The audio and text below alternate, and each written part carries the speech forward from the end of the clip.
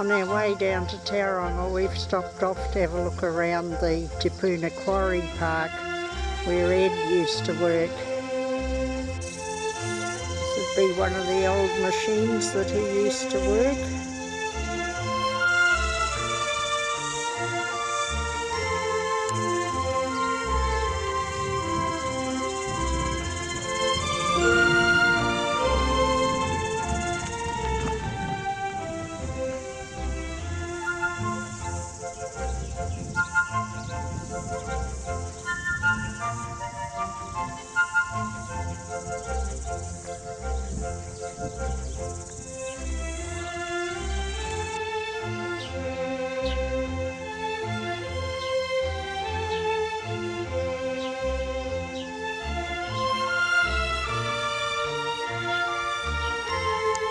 The dragon leads the way.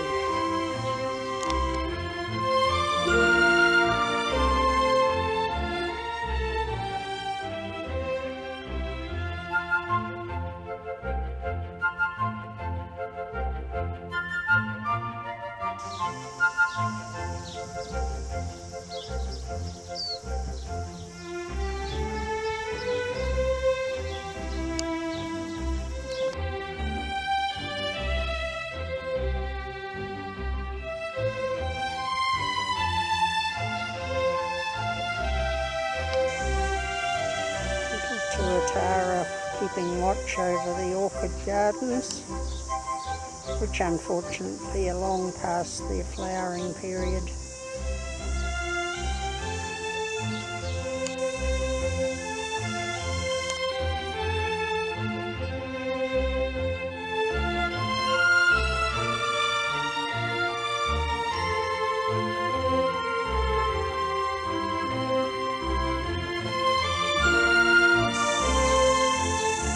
Fuchsia section.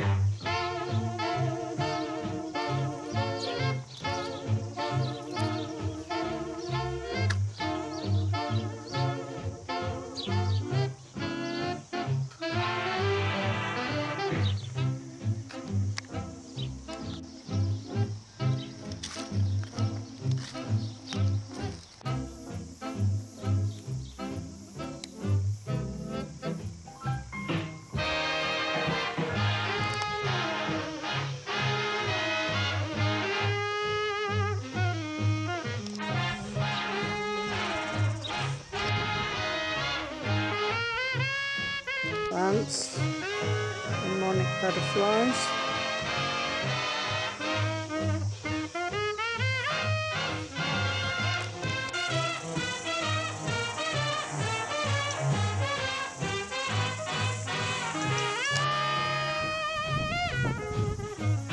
Beyond the crucifix orchids is a good view of the Tauranga harbour.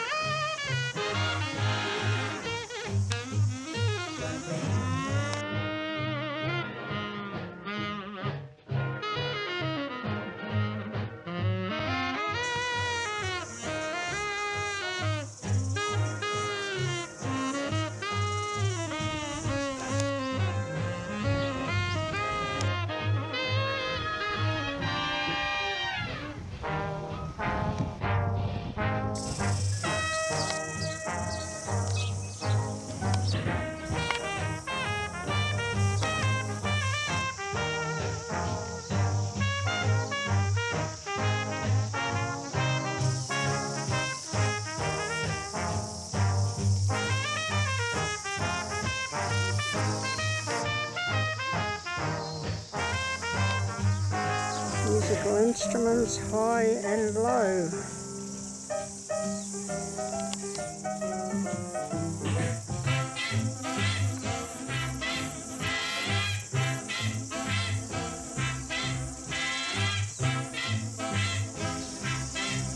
After all that nature, you could just sit down and dream by the dreaming stone. Or if it's raining, over there under the shelter. What a marvellous place. You could spend all day here.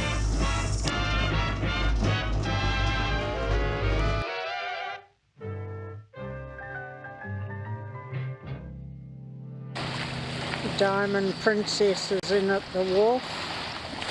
All the passengers are off on their excursions.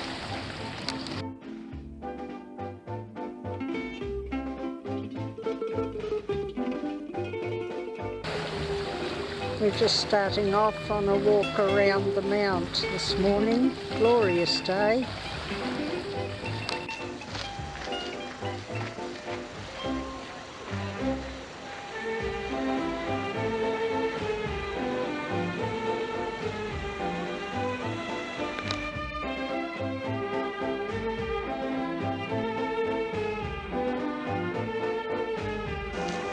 Shaded on the west side of the island.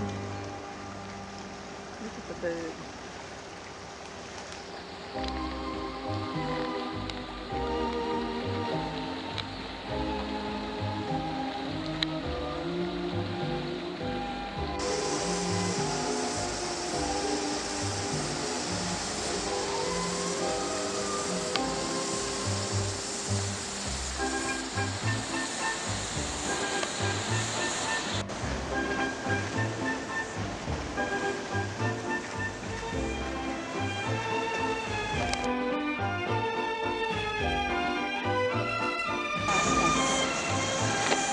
Mare Island sitting out there.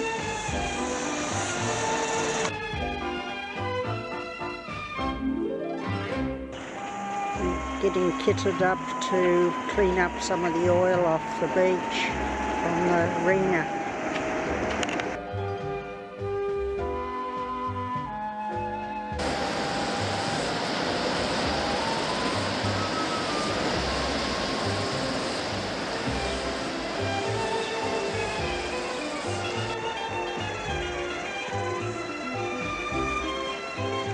Sniffing away there.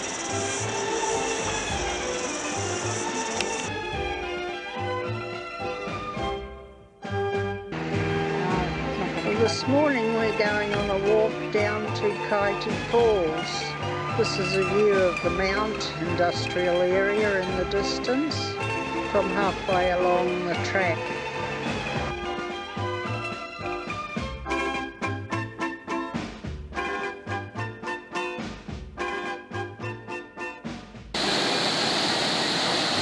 This is the top of the falls.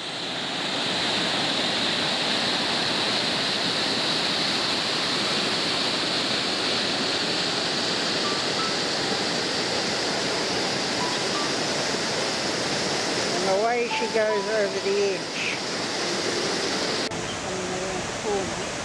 Further on down the track. Hey. Hi.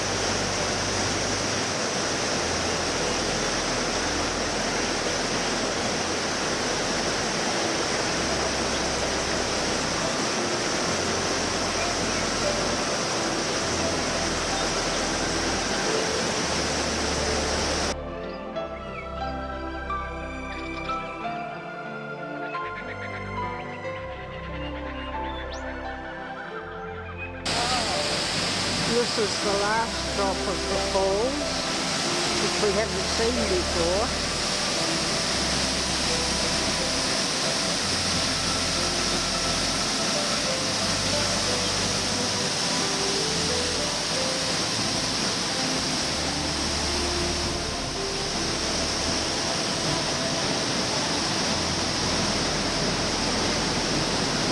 And on the track goes and over another bridge.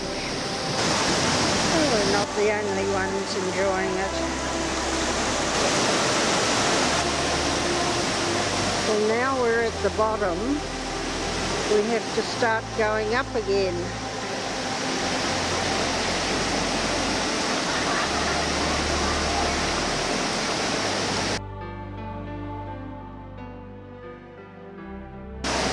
Betty's having a little rest before we start.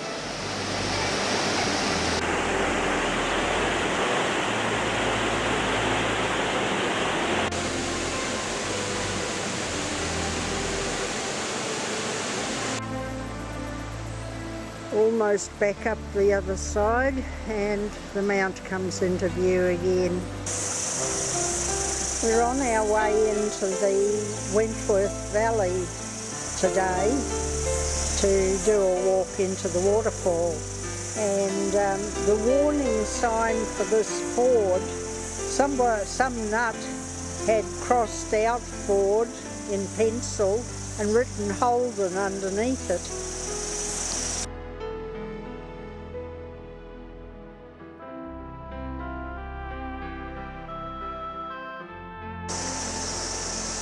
People have been having a wonderful time building little cairns in the rocky stream.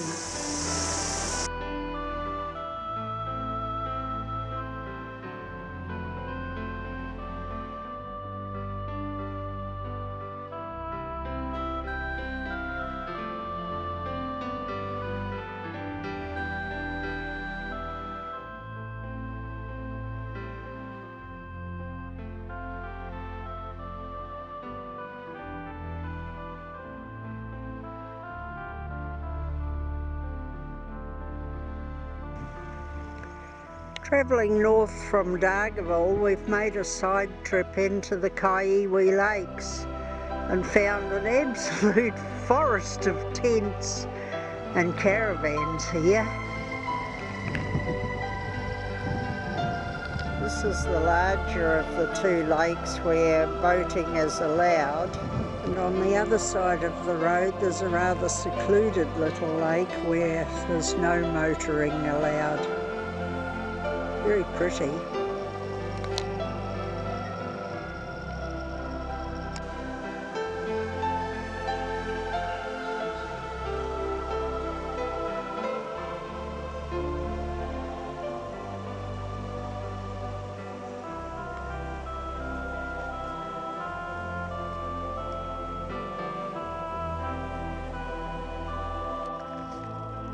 Walking tracks are well defined.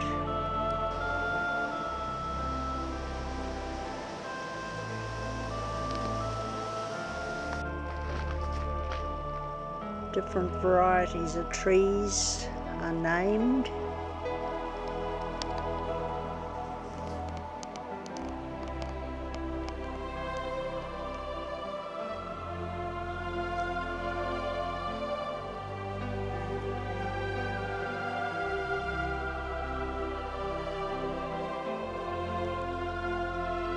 One of the cowries.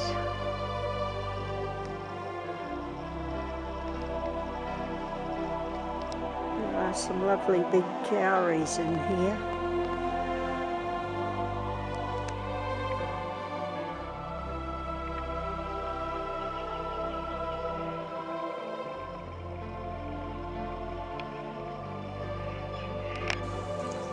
Almost 40-minute walk. We're out for a cup of coffee and a piece of fruitcake.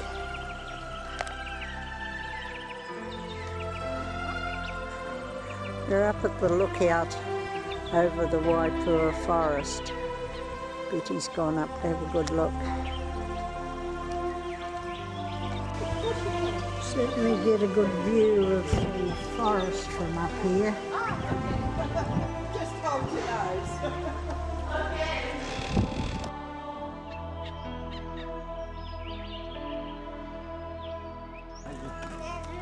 Here we are in a tiny mahuta. He's fat.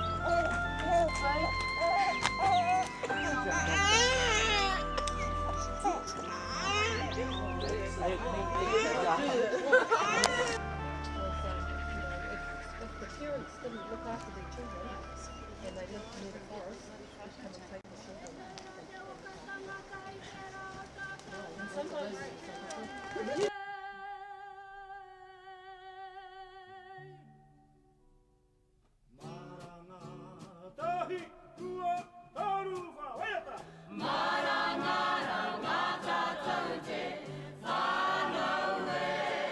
There's his vital statistics. Approximate age 1200 years.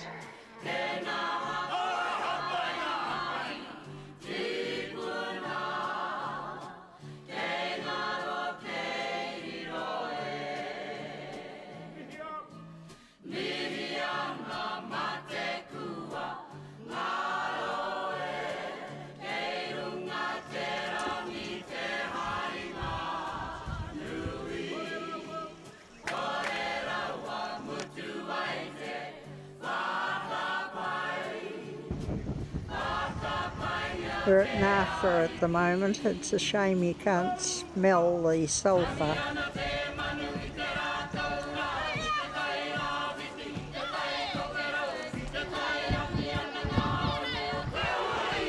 This one would be boiling, look at it. Yes. What temperature's Tauranga heat? Yeah? 37 degrees, that one. Baby? Baby 46 degrees. 46.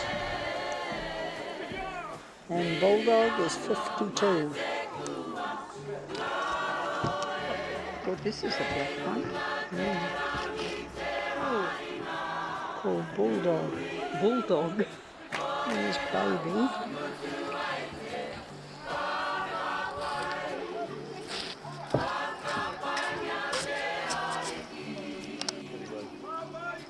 It's not boiling, it's only about 37 degrees. It's just the spring that's under it bubbling up.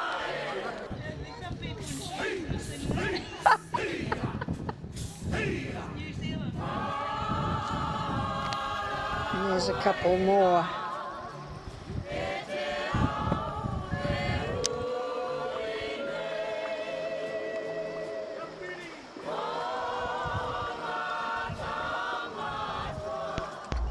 Heading now to Dargaville via the Twin Bridges.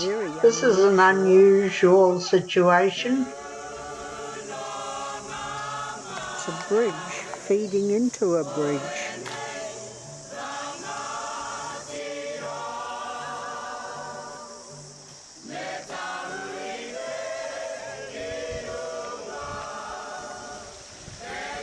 Couldn't move it.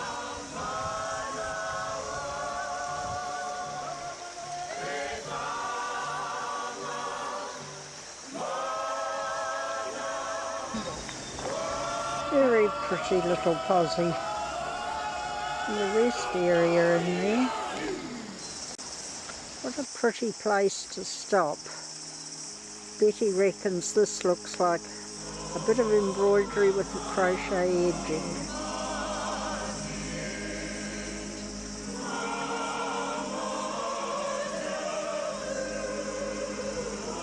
We're on our way north again and have come back to the mouth of the Hokianga Harbour, just above Omapuri.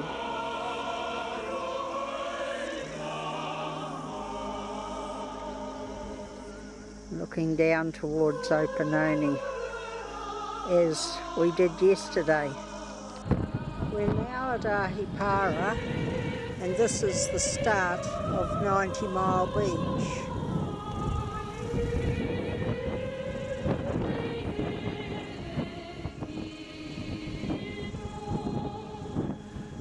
On up to North Cape.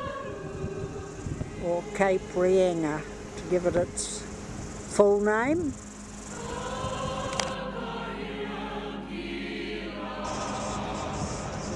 On a bus trip up to the Cape now, and this is a short stop at Hohora at Wagner Park, where the wonderful museum of the Wagner family used to be. Unfortunately, the young ones sold it all off in different directions, and the only thing there is to see now is the decrepit old buildings. This was the entrance.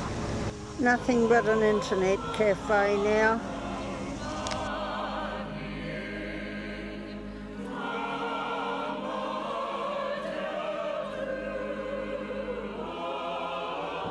Here we are up at the Cape, Cape Maria Van Diemen.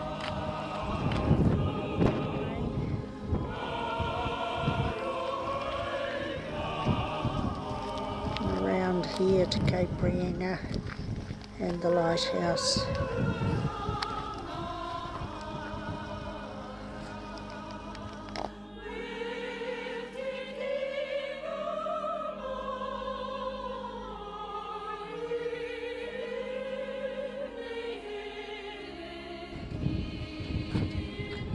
Sydney's only half as far away from here as Perth is.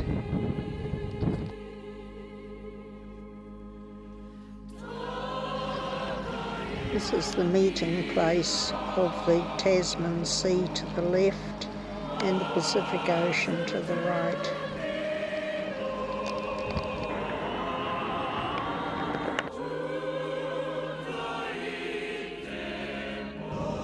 That's a closer view of the departure point of the Maori spirits. When they get here, there's 2 springs on the hillside. If they drink at one of them, they'll continue on into the spiritual world. If they don't, they miss out. And the other one doesn't have any significance at all.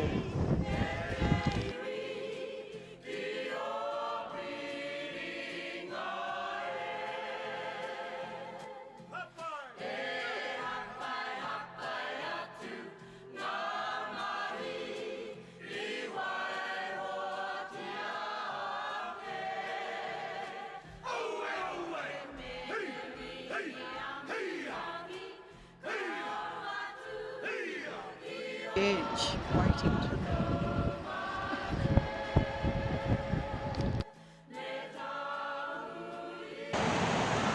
This delightful little bay was our lunch stop today. We had sandwiches and chocky bickies, tea and coffee.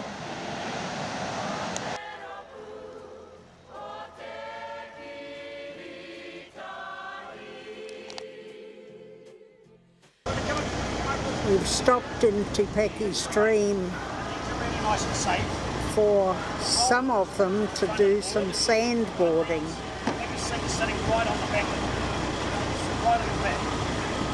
Our driver's giving them instructions. Lean in here, alright? Sit back. And for everybody else, sit there. You want the front of the board up. You don't want it sitting here, so sit all the way back, lean back like that. Okay? Stick your feet down and then covered in sand, hurting their noses or their foreheads. So stay right back. Now, where'd you get this one? Hang on, where's the other one? Got it. Something around.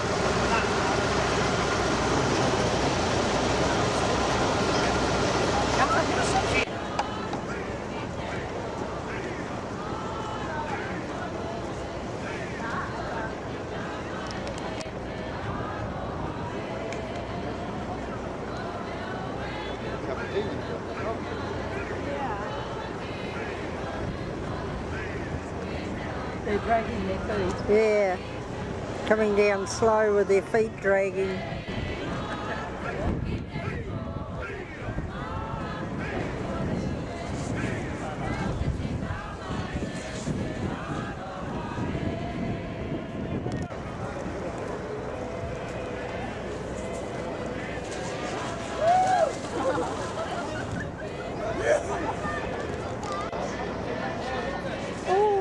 This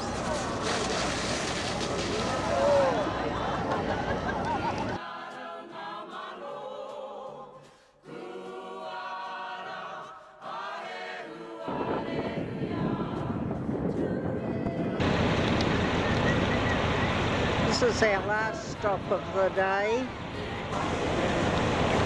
A marvellous example of a kauri stump.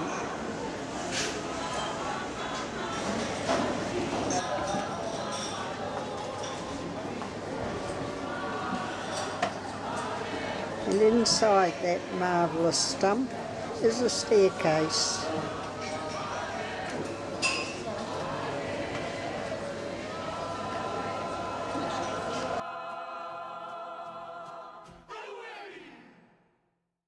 It leads up to a gallery.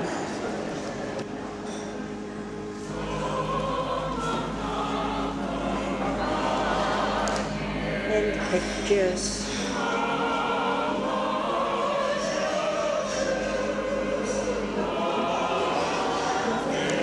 Ceramic squares and various leaf icons. All kinds of motifs.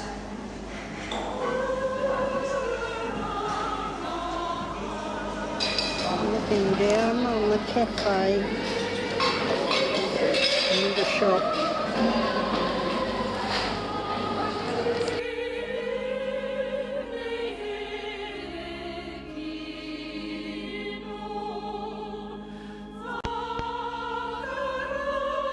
We're down at Kerry this morning. There's the old stone store and the Kemp homestead.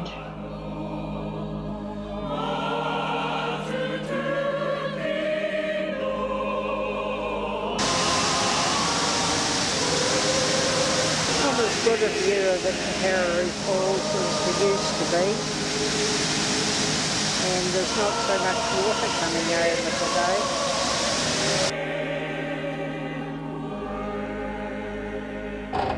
Just boarding the little ferry to go across to Russell.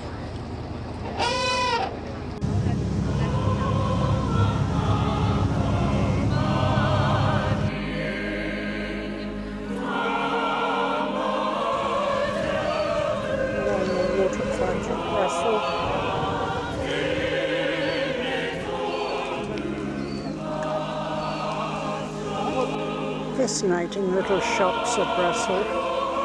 Just imagine fine arts and gifts, books and coffee. Next to it, just as artistic, is Hammer Hardware. A magnificent Moreton Bay fig. 180 years old, they said. I've always loved the Duke of Marlborough Hotel. It's actually the fourth one to be built on this site. 3 of them burnt down.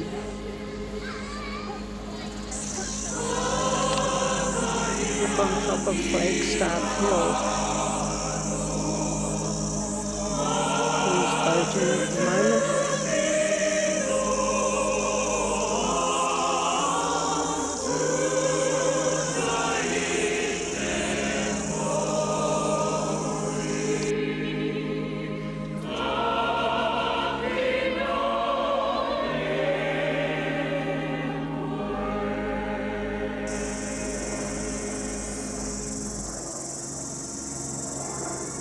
Our visit coincided with 1,000 others.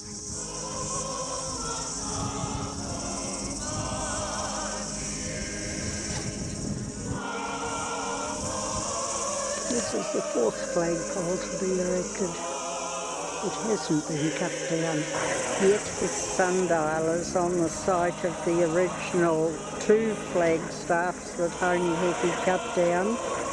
So the British changed it to another hill, hoping that they could defend it better.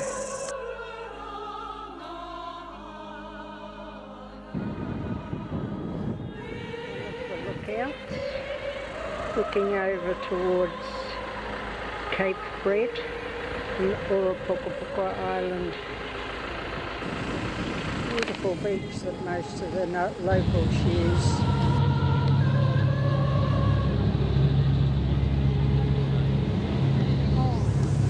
Close up with the ship coming on this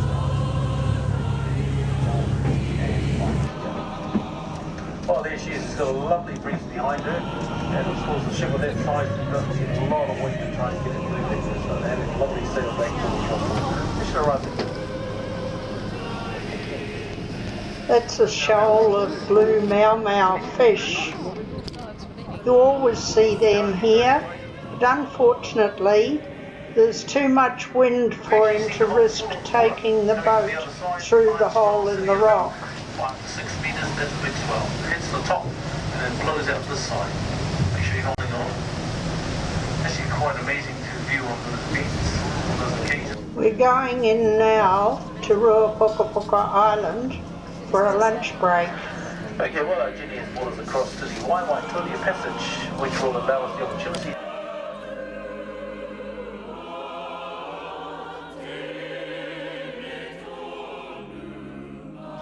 We're allowed to go ashore on Ruapukapuka Island. We're going to have a cup of tea. Beautiful outlook.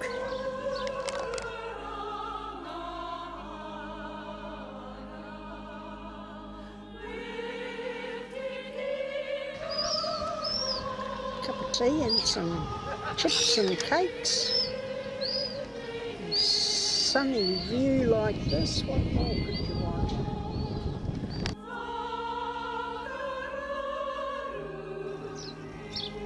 These are puka trees, after which this island, Urapukapuka, is named. Betty's quite fascinated with them. We visited the treaty house this morning, entering through the gardens by the back entrance. The gardens are very well maintained in the English cottage garden fashion.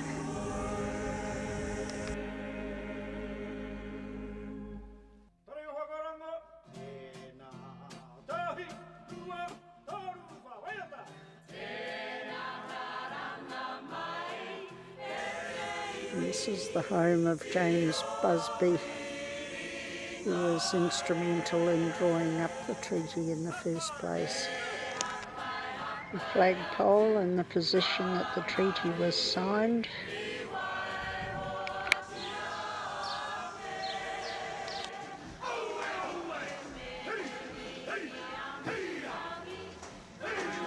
It's showing the construction.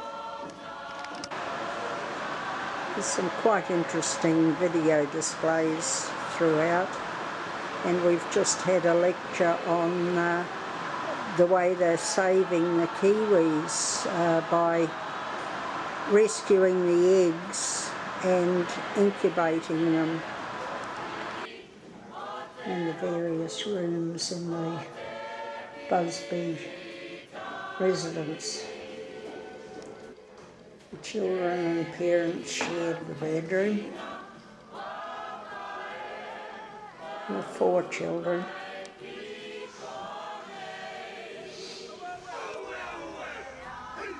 And have a look inside the meeting house now.